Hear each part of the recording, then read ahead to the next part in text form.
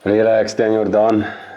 Ek is van die Kruis Pretoria en het is my voorreg om oor hierdie goed te praat. Dis 'n baie belangrike ding. Vir my, ons het 'n pragtige kultuur. As Afrikaans sprekendes, ons het 'n mooi kultuur, ryk kultuur. Ons het ons kultuur gekry uit verskillende volkere uit.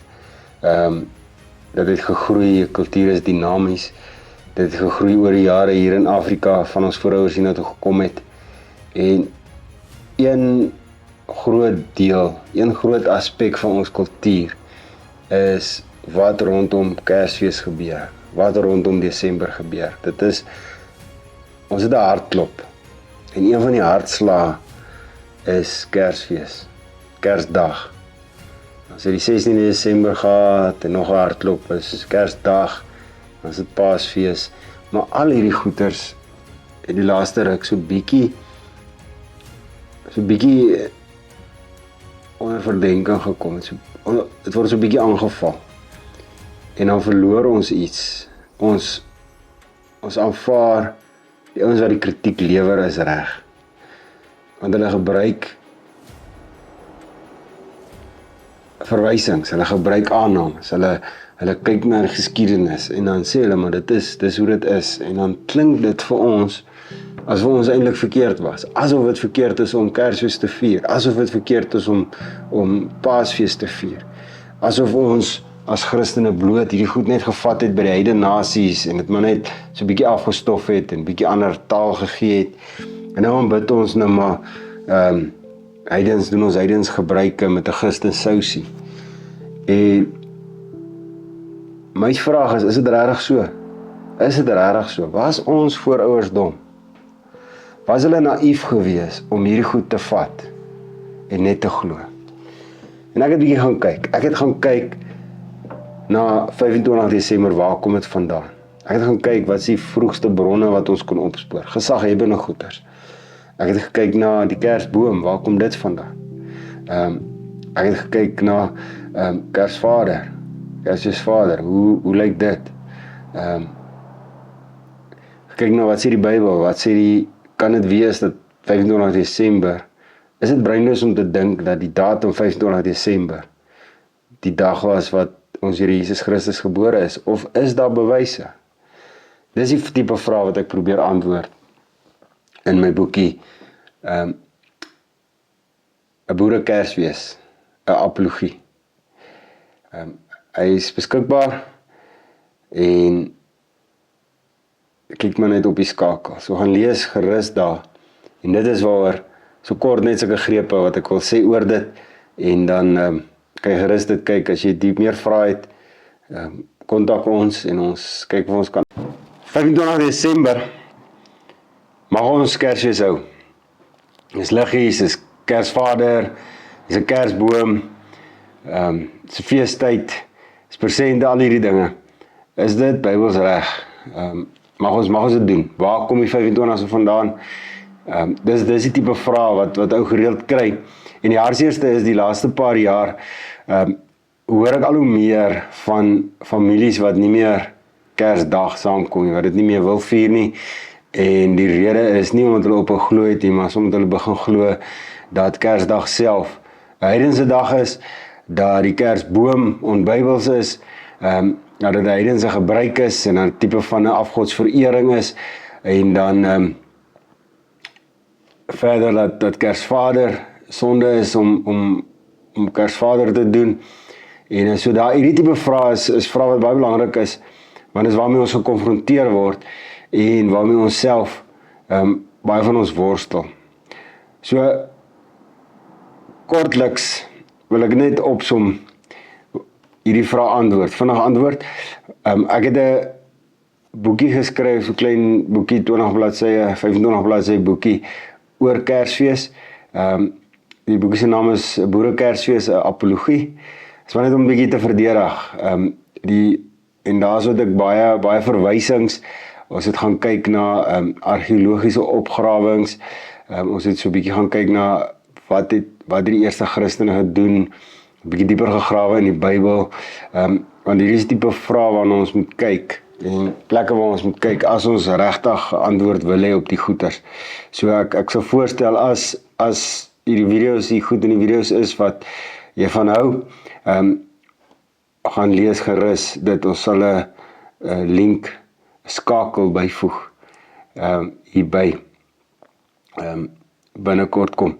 Maar die 25 Desember, so hoekom ons op die 25 Desember, is dit so dat ons dit geleen het by die heidene, dat die heidense dag was wat ons oorgeneem het, en dit is iets wat deesdae Kwansights, of het lyk vir my algemeen aanvaar word, dus ons het dit maar net oorgeneem, en dat dit die heidense dag is.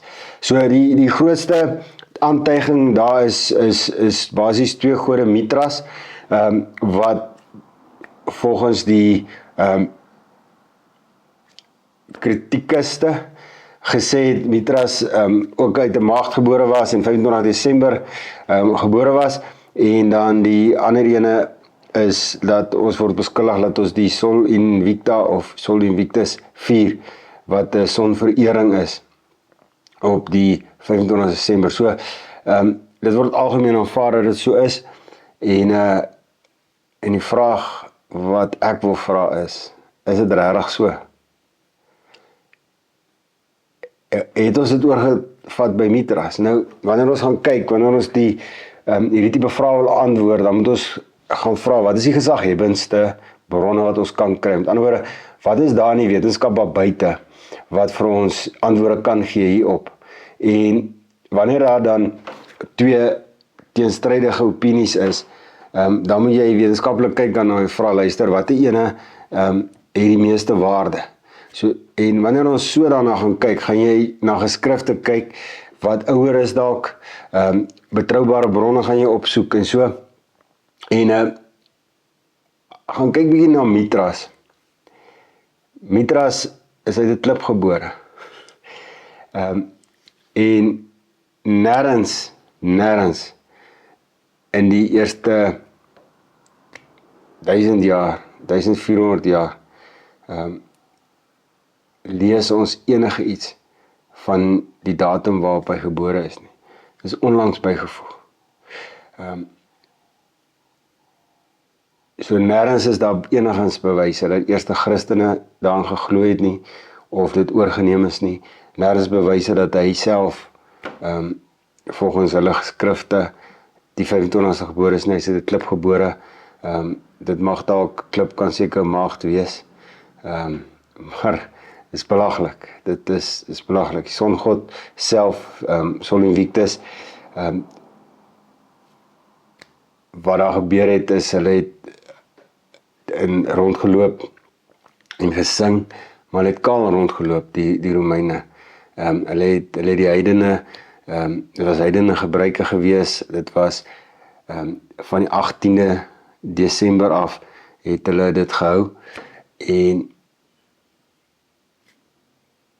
dit is later bygevoeg tot die 25ste wat hulle het gevier het, maar hulle het die slawe laat meesters word vir 'n rukkie, maar ons moet onthou, na die tyd het hulle weer slawe gewees, daar was orgies gewees, dit was glad nie soos ons het doen nie, en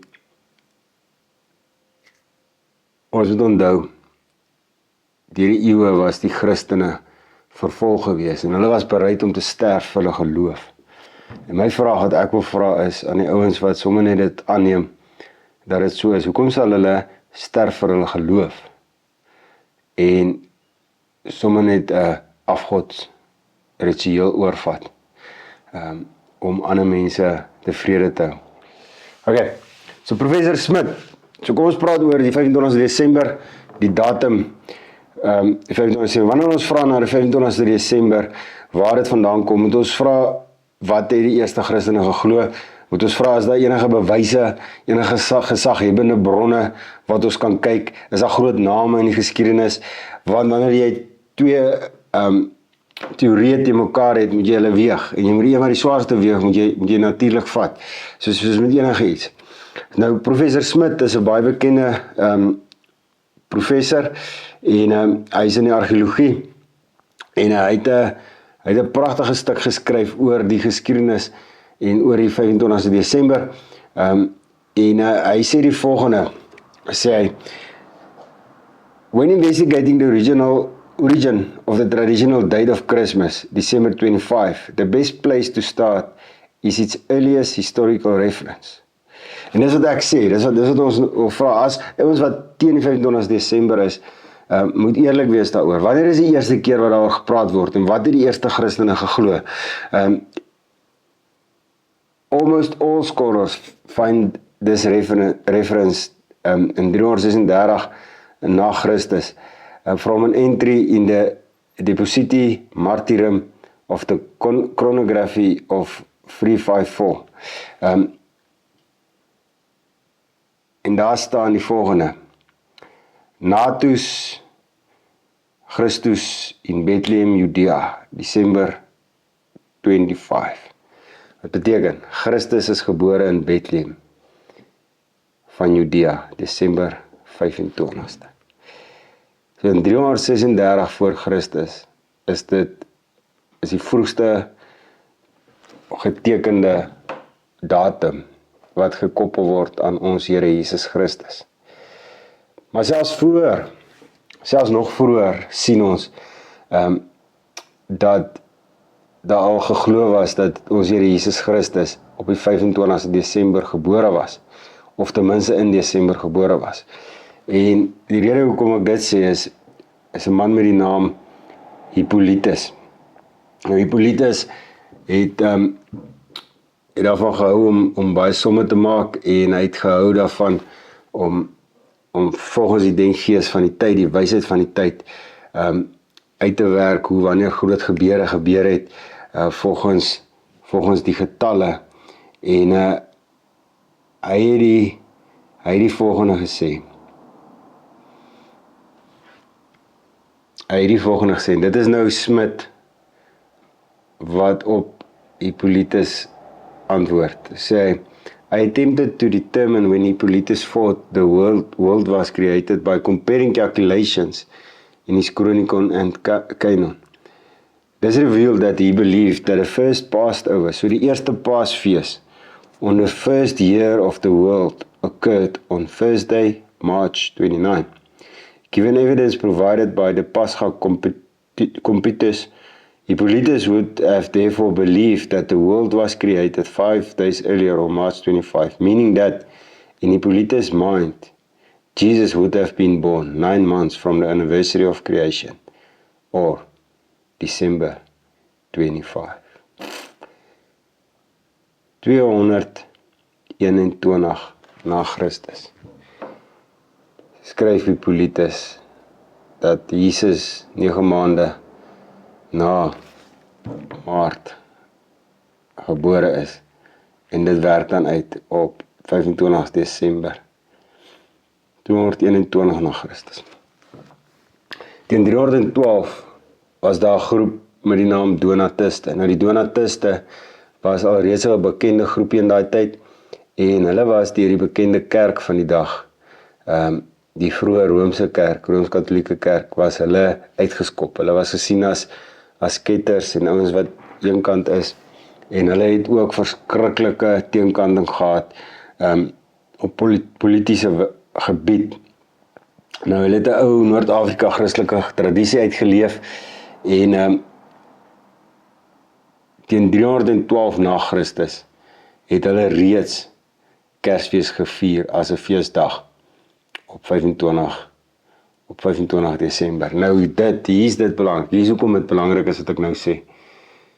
Hierdie is 150 jaar voor die eerste verwysing van viering van ons Here Jesus Christus se geboorte saam met Sol Invictus. Sol Invictus is die fees wat die Westerlinge gevier het voor hulle Christene geword het, om 'n songod te vier, om hom te aanbid, en so 150 jaar voor dit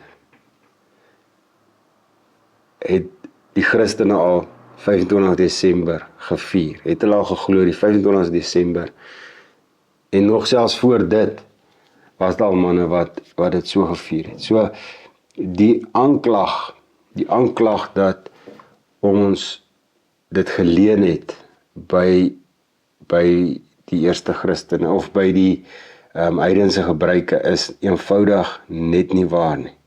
Is eenvoudig net nie waar nie.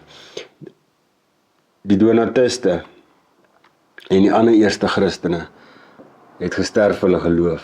Hulle het gesterf omdat hulle anders is. Hulle was genoem kinders van die weg.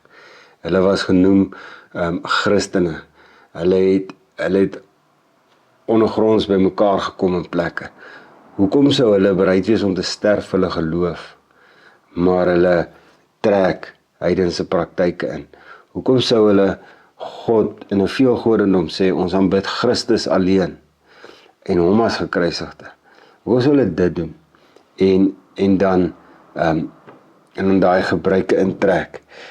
Dus dit maak eenvoudig nie sin nie. Ek het 'n bietjie uitgebrei hierop en daar's baie ander pragtige bewyse wat hierdie ding van die 25 Desember nog sterker sê of duideliker sê, maar ons het nie nou tyd daarvoor nie. Maar vra jouself net die vraag af, hoekom dit so is. Is dit wat die ouens sê, is dit werklik waar? Een van die groot goed is dat Mithras die 25 Desember gebore is, ook uit 'n maagd uit, en dis ook 'n afgod, en dit is wat ons aanbid. Hulle het dieselfde gebruike gehad. Dis glad nie so nie. As ons gaan kyk na die oorspronklike bronne, nêrens staan daar dat geen gesaghebbende kommentaar sê dat Mithras 25 Desember gebore is. Dit staan nêrens daar nie. Dit staan wel daar dat hy uit 'n klip gebore is. 'n stuk rots. En ek weet, jy kan seker sê dis 'n maagd. As ek Mike Winger se goed om kan aanhaal, jy kan seker dit sê, maar dit het geen konnektasie met hoe ons gebruike is, wat ons vier nie. Wat wel waar is, vir beter teorie, en dis net 'n teorie, kan dit dalk wees dat ons gebruik gekry het by die Joodse Chanukka. Die Joodse Chanukka, of die Hanukkah soos party ons dit noem, of die Chanuk, soos mense dit ook party ons dit noem. Dit het gebeur in die tyd, dis 'n tweede tempelwydingsfees.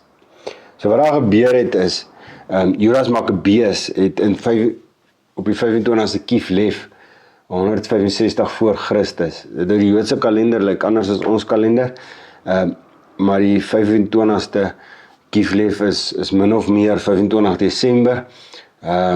Omdat dit so verskil, is dit partykeer bietjie voor, partykeer bietjie na. En 2024 is hierdie fees op die 25ste Desember. Maar is in elk geval dieselfde tyd. Het hulle ingegaan en hulle die tempel, hy was 'n rebelle groep, en hulle het die tempel met die Maccabeërs opstand, het hulle die tempel ingeneem weer, hulle het die tempel skoongemaak, en hulle het weer die kerse begin brand, en daar was te min olie gewees, daar was te min, hulle kon nie die kerse aan die gang hou nie, hulle het gedink dit gaan nie werk nie, en toe die kerse 8 dae lank, kon hulle die kerse aan die gang hou, en van toe af het hulle die Chanukka, of die Hanukkah, of die fees van die kerse, het hulle gehou, en hulle vier dit nou nog. So wat hulle gedoen het, is hulle het helder kerse gehad, en hulle het geestelike liedere gesing, hulle het by mekaar gekom, hulle het dele van die Joodse Bybel gelees, hulle het saam as familie by hulle huise feesmaal gehou. Ons lees daarvan in Johannes 10, lees ons daarvan hoe ons Here Jesus Christus met sy disippels die Chanukka gaan vier het. So hy het dit self gevier. En hy is dan volgens die Bybel en die eerste Christene is hy ook gesien as die nuwe tempel. Hy is die ware tempel. En dat hy dit dan so gevier het, en die geestelike liedere, die kersebrand, die feesmaal, al daai goeders klink nes ons Kersfees. Ons doen dit ook. Ons alhoewel party plekke nie meer nie, maar dit was gebruik. Ek kan nog onthou hoe ons in die strate rondgeloop het en Kersliedere gesing het, of met 'n trekker en 'n sleepwa volgelaai het, of en hierdie goed gesing het. Feesmale is gehou, helder liggies is aangesteek, nog steeds as jy gaan kyk in die strate, helder liggies brand, om hierdie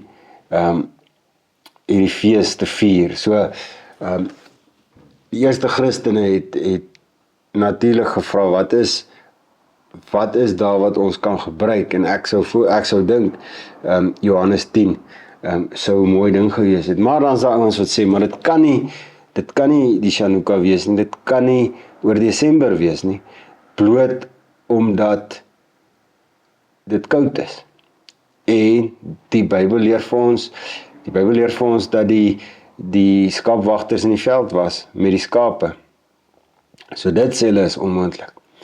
Maar selfs daar moet ons gaan kyk.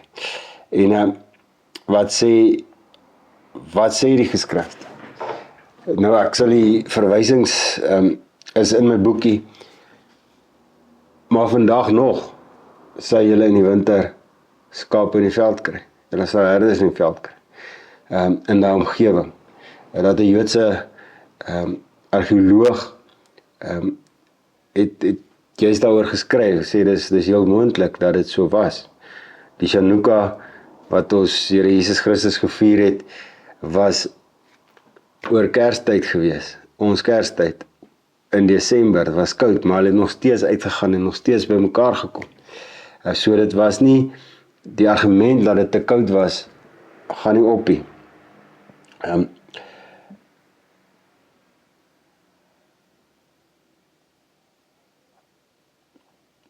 Dan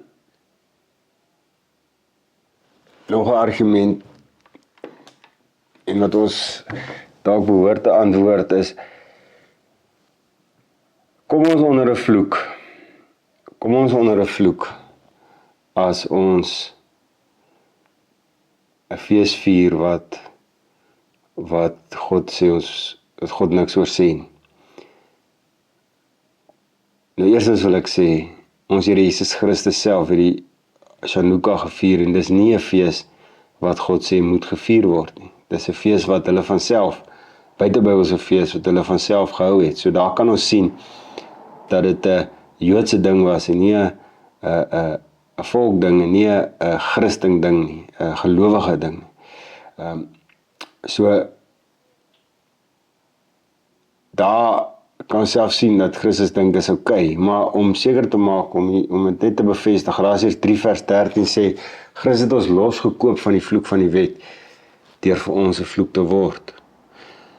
Christus het ons losgekoop van die vloek van die wet, deur vir ons 'n vloek te word, Galasiërs 3 vers 13, met ander woorde, omdat Christus gesterf het vir ons, hy het die vloek geword, so ons kan nie meer onder vloek wees nie, ons kan nie.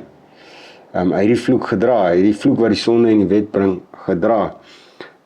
Romeine 8 vers 1, daar is dan nou geen veroordeling vir die wat in Christus Jesus is nie. So as ons in ons Here Jesus is, word ons nie meer geoordeel. God kyk na Jesus Christus, na ons Here Jesus Christus, en hy sien bevryding, en hy sien redding. Dis wat hy sien. Om die spyker net so 'n bietjie dieper in te slaan, Romeine 14 vers 5 tot 6, die een ag die een dag hoër as die ander dag, die ander ag al die dae eners, dat elkeen in sy eie moed en volle oortuig wees. So Christene is vry om spesiaal, hier gaan dit oor Sondag, Sabbatdag, maar Christene is, volgende afleiding ons kan maak, ons is vry om Kersdag te vier. As ons dit soos 'n Sabbat wil vier, as ons dit wil hou, dan mag ons dit doen. En niemand kan vir ons oordeel nie. En dis wat Kolossense 2 vers 16 en 17 sê, laat niemand julle oordeel of wat julle eet of drink of met betrekking tot 'n feesdag of nuwemaansfees of Sabbat nie. Hierdie dinge is 'n skaduwee van toekomstige dinge, maar die liggaam behoort aan Christus. So die simboliese betekenis van die feesdag is belangrik en nie die uiterlike oorsprong nie. Kolossense 2 vers 16 en 17. So jy kan nie onder vloek wees nie. Jy's vry om dit te aanbid, om dit te dien, te doen. En jy kan God so verheerlik. OK, so kom ons tot nou toe net vandag saamvat. 25 Desember kan wees dat dit oorsprong het, sy wortels het uit die Hanukkah uit, eerste Christene, so vroeg soos 300 na Christus het hulle is al bewyse dat het gevier is. Dis voor die synode van Nicea, dis voor Konstantijn ingekom het, dis voor al hierdie wrede goed wat ons aangekla word van, dis voor al daai goeters, het ons al Kersfees gehad op die 25 Desember, en kan ons sien, is daar groepe wat het gevier het. So die 25ste is uit Christelike oorsprong, nie heidense oorsprong nie. Dit is nie geleen as 'n plaasvervanger vir 'n afgodsdiens nie, en ons kan nie onder 'n vloek kom nie, ons kan nie onder 'n oordeel kom as ons in Christus is. Ons het daai vryheid en ons mag 'n Sabbatdag vier. Wintertyd is nie 'n probleem nie, want daai areas is warm genoeg vir dit. Ja nou, maar die Kersboom is verkeerd. As die 25 Desember okay is die Kersboom verkeerd. Die Kersboom is 'n afgodsboom.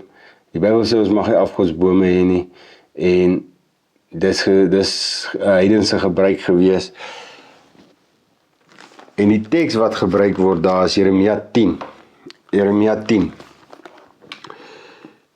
Nou gaan ons lees Jeremia 10. Moenie die gebruike van die nasies aanleer nie. Vir tekens aan die hemelry moet julle nie bevrees wees, omdat die nasies daarvoor bevrees is. Ja, die gebruike van die volke, dit is nietig. Want hulle kap 'n boom in die bos af, die handewerk van 'n afmagsman met 'n byl. Met silwer en goud versier hulle dit, met spykers en hamers maak hulle dit stewig, sodat dit nie wankel nie.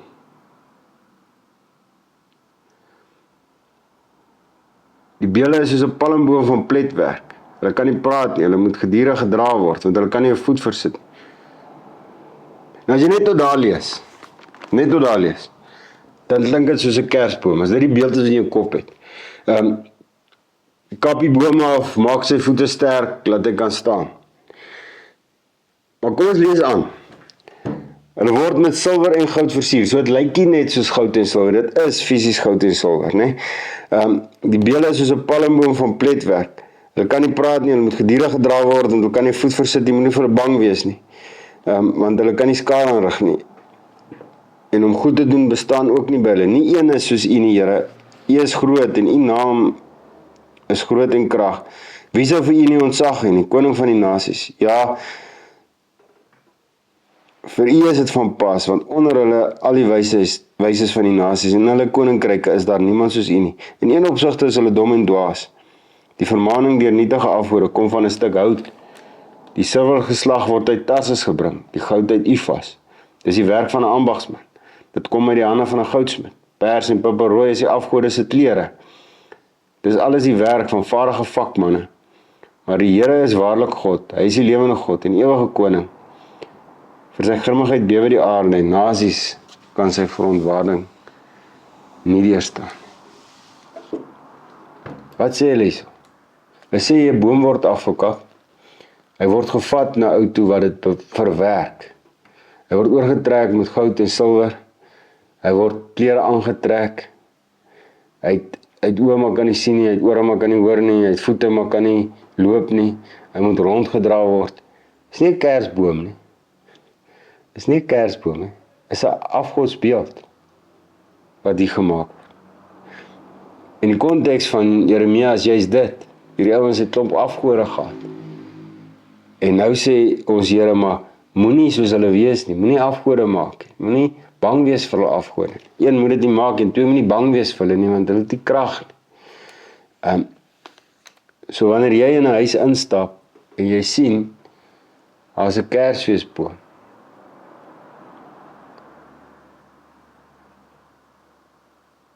dan is dit nie waarvan Jeremia 10 praat nie. Dis nie waar Jeremia 10 praat nie. Jeremia 10 praat van 'n fisiese beeld. Maar al sou dit wees waar Jeremia 10 praat, dan sê die Bybel, moenie bang wees daarvoor nie, dit het geen krag.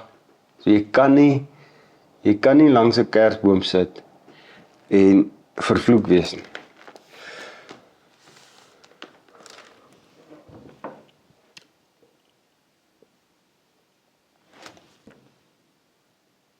En nou gaan jy my sê, Matiaan, die heidense nasies het dan kersbome gehad.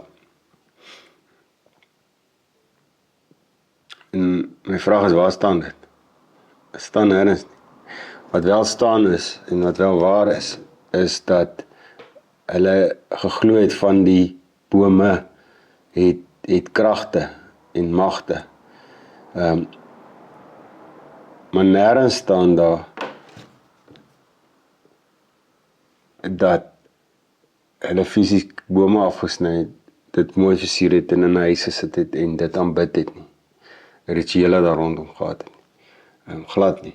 Inteendeel, as ons na die Bybel gaan kyk, het 'n boom baie ryke betekenis. Ons kyk na die lewensboom, Genesis 2 vers 9, Openbaring 22. Ons kyk na ons Here Jesus Christus wat aan die vloekhout gehang het. Dwars deur die Bybel word 'n sterk Christen beskryf, 'n gesonde Christen beskryf as hierdie boom wat groei langs waterstrome. So kan ons aangaan, die eerste boek in die Bybel en die laaste hoofstuk in die Bybel het bome gehad wat daaroor praat. So boom in die geskiedenis van ons Christendom is bome sterk ding. Nou waar lees ons die eerste keer van Christene wat bome gebruik het? Ons lees daarvan, lees ons hierso rondom Martin Luther se tyd. Nou 200 jaar voor Luther is in die ooste van, of die suide van Duitsland en die noorde van Frankryk, daar by die Rynrivier, aan weerskante sien ons dat die Christene bome al afgekap het. En hoekom het hulle die bome afgekap oor Desember? Daar's 'n wette wat ingestel is, hoe ons daarvan weet is, daar's wette wat ingestel is, sê jy mag net een boom per gesin afsny, en toe later dan sien ons wette wat sê jy mag glad nie bome oor daai tyd afsny nie. En die rede hoekom hulle dit gedoen het was om die woud te beheer. Maar wat het die Christene gedoen? Wat kan ons aflei? Ons kan aflei dat die geskrifte wat daar is oor daai tyd was, hulle het paradysbome gehad, wat hulle dan, onthou daai mense kon nog nie lees nie, so hulle het 'n boom afgekap, hulle het in die stadsplein het hulle dan wat hulle noem die paradysboom opgeslaan, en dan daar rondom het hulle die verhaal van Adam en Eva vertel en die sondeval en die kruisiging, dat Jesus moes kom. So dit moraliteitsspele gehad in die middeleeue in Duitsland en in Frankryk. En so het dit dan ontstaan. Ons kan by hospitaal lees ons op een plek, en stadspleine is bome opgeslaan en appels en so vasgemaak en gemmerkoekies en sulke lekker dinge, en gebak en selfs kos, aanvanklik in die dorpe waar die Christene dit gedoen het, juis om mense te trek, juis om die evangelie te verkondig, om die mense te vertel van Christus. Ons lees die eerste persoon wat 'n kersboom in sy huis ingebring het met die idee van Kersfees vier, was Martin Luther. So Martin Luther, dit is nie so dat Martin Luther die eerste kersboom gehad het nie, maar dit is so dat dit die eerste ou is wat hom ingebring het. Martin Luther het dit gebruik om dan aan sy gesin te vertel van ons Here. Hy het die kerse gebruik om te vertel van Abraham en die verbond en die pragtige verhaal van ons Here Jesus Christus. Nou Martin Luther het weggebreek van die Rooms-Katolieke kerk af. Hy het daai gebruike probeer afskakel en hy het probeer terugkom na die woord toe. Hy het probeer Christus gesentreerd te leef, en hy het 'n baie sterk drang gehad om die evangelie te verkondig. So ons kan dink dat Martin Luther die gebruik van 'n boom sou wou verbeter het, sou wou heiliger maak het, en dan so sou hy wou die woord verkondig het. En omdat Martin Luther so groot navolgings gehad het die mense ook baie geluister na wat hy doen en gedoen wat hy doen, en so die Kersboom versprei, maar meestal in Duitsland. Dit is eers in die koningshuis in Engeland,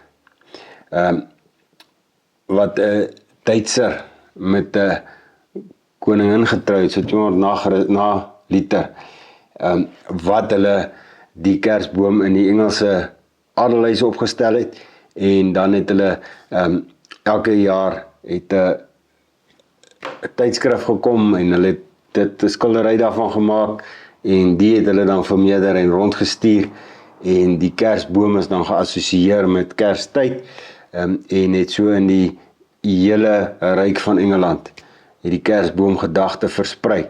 So die Kersboom is 'n westerse gebruik met Christelike oorsprong, wat los gegroei het van enige heidense praktyke, is uit uniek.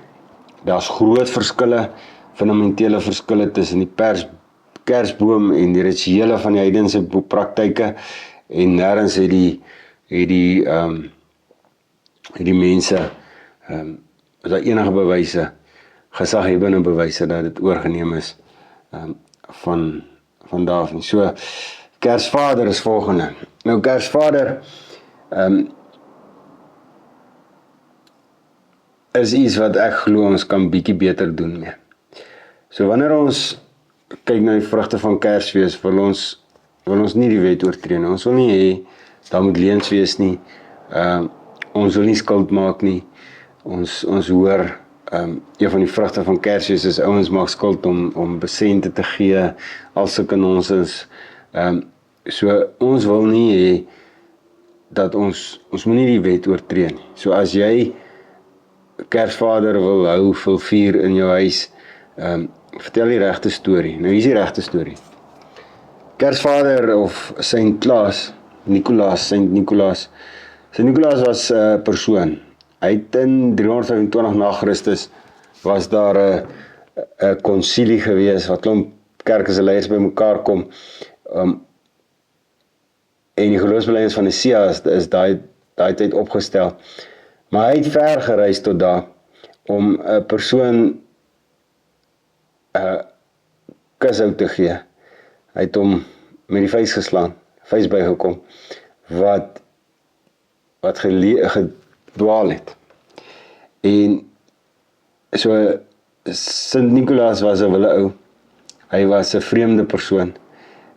Hy het buiten die gewone goeders gedoen. Hy het byvoorbeeld baie geld geërf, baie ryk geërf, en hy het niks daarvan gehou nie. Hy het al sy geld, al sy rykdom, het hy weggegee. En so waar die Kerskouse vandaan kom, hulle het die kouse opgehang, of die skoene, het hulle opgehang om uit te droog by die vure, en hy het toe goud deur die skoorsteen gegooi, daar's 3 dogters wat hulle nie meer geld gehad nie, so hulle sou oorgegaan het om in 'n bordeel te werk, en hy wil dit keer, gooi vir hulle goud. Hy het ook rondgegaan en weeshuise gehelp, hy het rondgegaan en hy het persente uitgedeel, en al sulke tipe dinge het hy gedoen.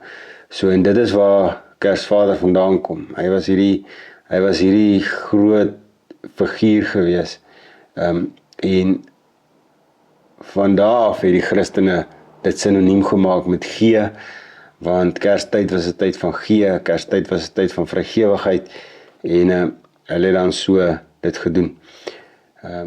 Maar dit was Martin Luther self wat gesê het, nee, ons moet eerder nie Kersvader vier nie, en hy het toe in Duits gesê, ons moet eerder die Christuskind vier, Chris Kringle. En dit is waar, as een van Kersvader se name is, Chris Kringle. En so, is typies hoe die mens is. Hulle het toe daai naam gevat en maar net weer teruggegaan na hulle ou gebruike toe.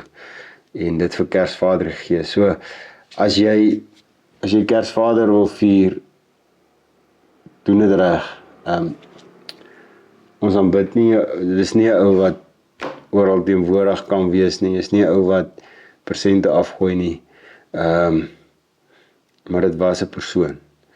So as jy persente wil gee en allerlei goeders wil gee, as jy wil sê, dit kom van Kersvader af, ek gaan nie in jou pad staan nie. Ek gaan maar net sê, dit is 'n groot geleentheid om vir mense te vertel, om vir jou kinders te vertel waar Kersfees gaan regtig, en Kersvader is 'n goeie beeld van dit. Mag jy geseënd wees hierdeur, mag jy antwoorde kry, mag jy vrede kry, want dis wat ons wil hê, ons wil vrede hê.